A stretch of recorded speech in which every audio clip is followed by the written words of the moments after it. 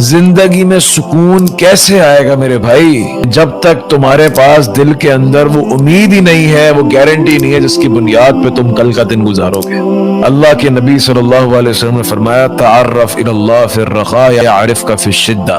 تم اللہ کو آسانیوں میں یاد رکھو، مشکلات میں تمہیں یاد رکھے گا۔ کل کو مشکلات آئیں گی لیکن گارنٹی میں لیتا ہوں آج میں کچھ اللہ کو یاد کر لیتا ہوں۔ جب دعا کے لیے ہاتھ اٹھائے نا، جب دعا کے لیے ہاتھ اٹھایا کریں، دعا کے آداب کیا ہیں؟ سب سے پہلے دعا پہ ہاتھ اٹھانے کے بعد تسبیح، اللہ آپ یہ بھی نہیں ہے، آپ نے یہ بھی نہیں کیا، اللہ آپ ایسے نہیں ہیں، آپ یہ بھی نہیں ہیں، نگیٹ کرو۔ اس کے بعد حمد پہ آؤ کہ اللہ آپ کیا ہیں، آپ کیا ہیں، میں آپ کو کیا جانتا ہوں، آپ یہ ہیں، اور اس کے بعد درود شریف، اور اس کے بعد پھر دعا، پھر اپنی عاجزی، میں کیا ہوں، ایک اللہ تو کیا نہیں ہے، پھر اللہ تو کیا ہے، اور پھر میں کیا ہوں۔ یہ عبادت کا پینیکل ہے۔ پتہ آپ کو عبادت کے رشتے میں کیا تین چیزیں کہ اللہ آپ یہ نہیں ہے، اللہ آپ یہ ہیں، اور اللہ میں کچھ نہیں، یہ عبادت ہے۔ لیکن اللہ کہہ رہا ہے میں نے بنایا کیوں، میں نے یہ سب کچھ اس لیے بنایا، the stars, the planet, the universe، لِتَعْلَمُوا، تاکہ تم جان لو، تاکہ تم جان لو، کیا جان لو، کائنات کو، وہ تو فزکس جان لو، تم اسٹرالوجی جان لو، تم پلانٹس کے بارے میں علم رکھ لو، لیکن اللہ کہہ رہا ہے لِتَعْلَمُوا أَنَّ اللَّهَ عَلَى كُلِّ شَيْءٍ قَدِيرٌ۔ اگر یہ دیکھنے کے بعد تمہارے دل میں یہ جملہ نہیں آتا نا، اور یہ میسج نہیں ملتا کہ اللہ تعالیٰ ہر چیز پر قادر ہے، تم سورج، چاند، ستارے اور یہ پورا جو نیٹ ورک ہے اور پورا جو سسٹم ہے، اس کو اسٹڈی کرو گے تمہیں اس بات کا جواب مل جائے گا کہ اللہ کیا قادر ہے یا نہیں ہے،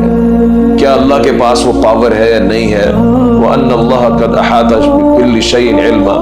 اور تمہیں یہ بھی سمجھ آ جائے گی کہ اللہ تعالیٰ نے ہر چیز کو علم کے لحاظ سے گھیر لیا۔ سورہ کہف کے اندر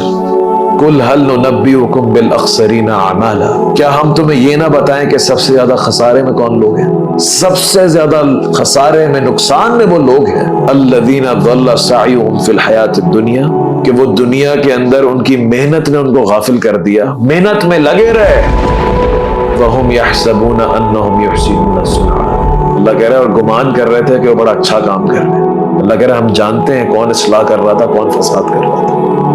ہم جانتے ہیں کہ اس تنقید کے پیچھے اصلاح تھی یا نفس تھا، ہم جانتے ہیں کہ اس تقریر کے پیچھے نفس تھا یا اللہ تھا، ہم جانتے ہیں کہ اس عمل کے پیچھے کاروبار تھا، پیسہ تھا، شہرت تھی، لالچ تھی یا للہیت تھی، اس قربانی کے پیچھے اللہ تھا یا لوگوں کی تعریف تھی۔ اللہ کہہ رہے ہم جانتے، وہ اللہ جو اس کالی چونٹی کو کالی رات میں کالے پتھر کے نیچے جانتی ہے، وہ آپ کی خواہشیں نہیں جانتا کیا بات، کیا وہ آپ کی حاجات کو نہیں جانتا، کیا آپ کے سٹریس کو نہیں جانتا، کیا زندگی جی رہے ہو یار، کیا زندگی ہوئی کہ آدمی یہی نہیں سمجھتا، اپنے دل کو یہی نہیں سمجھاتا کہ جو سٹریس تمہیں دکھ رہا ہے نا، اللہ جانتا ہے، تمہارا پاسٹ بھی جانتا ہے، تمہارا پریزنٹ بھی جانتا ہے، تمہارا فیوچر بھی جانتا ہے، جو کندھے پہ ذمہ داریاں ہیں نا، ذمہ داریاں بتانے کی ضرورت نہیں ہے، وہ جانتا ہے۔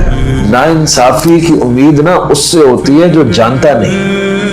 بائسڈ وہ ہے نہیں۔ اللہ کہہ رہے جب تیرے اوپر ذمہ داری ہے، ہمیں پتہ ہے ہم عطا کریں گے تجھے، بے فکر رہ، تیرا جو خون پسینہ لگا ہے، پسینے کا ایک ایک قطرہ ہم جانتے ہیں۔ قرآن کی سب سے زیادہ افضل آیت کون سی ہے؟ وہ آیت جو بندہ پڑھ لے تو شیاطین ہار جاتے ہیں، جنات ہار جاتے ہیں، آیت الکرسی۔ اینڈ یو نو واٹ، آیت الکرسی کے اندر کافروں کا ذکر نہیں ہے، مسلمانوں کا ذکر نہیں ہے، مومنوں کا ذکر نہیں ہے، منافقین کا ذکر نہیں ہے، نبیوں کا ذکر نہیں ہے، کتابوں کا ذکر نہیں ہے، فرشتوں کا ذکر نہیں ہے، محمد رسول اللہ صلی اللہ علیہ وسلم کا ذکر نہیں ہے، قرآن کا ذکر نہیں ہے، آخرت کا ذکر نہیں ہے، دنیا کا ذکر نہیں ہے۔ آیت الکرسی میں اگر ذکر ہے تو صرف میرے اللہ کا ہے، اور اس میں صرف حمد اور تسبیح ہے، اس کے علاوہ کچھ نہیں ہے۔ وہ آیت جو دنیا کے ہر ایسپیکٹ سے خالی تھی، دنیا کے ہر لیسن سے، ہر سٹوری سے خالی تھی، جس میں صرف اللہ کی حمد اور تسبیح